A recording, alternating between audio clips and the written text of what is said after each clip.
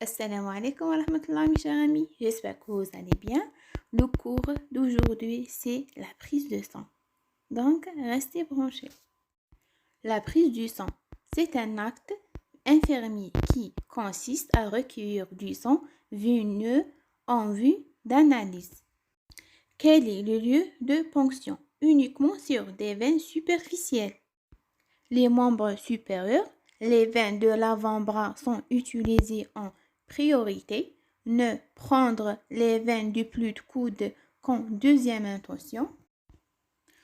On ne jamais ponctionner une zone inflammatoire, un hématome, une zone sale, zone infectée sur une éruption cutanée dans un œdème local, dans un bras hémiplégique, dans un bras perfusé et dans une fistule artério-veineuse. Et dans tous les cas, respecter le capital veineux.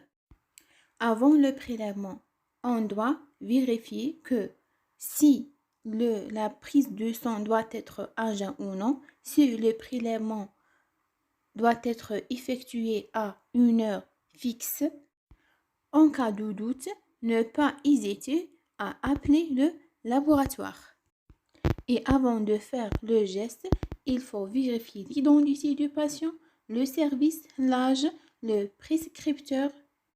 Quel est le matériel utilisé pour effectuer une ponction veineuse?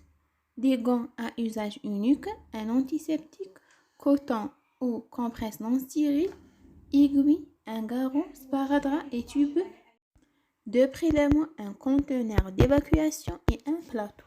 Durant le soin, avoir une relation adaptée à la personne, prendre en compte les réactions de la personne, lavage des mains soigneux, vérifier auprès de la personne si elle est à jeun, si le prélèvement l'impose. Attention de ne pas trop serrer le garrot, faire serrer le poing. Certains prélèvements doivent se faire sans garrot, faites attention.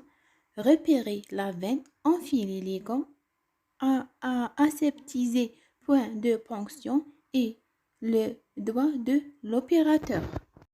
Tendre la peau, biseau de l'aiguille vers le haut, angle 30%, piquer, enfoncer l'aiguille de quelques millimètres, ne plus bouger, remplir les tubes, les retourner lentement, enlever le garrot, retrait de l'aiguille, coton sur le point de ponction, comprimer.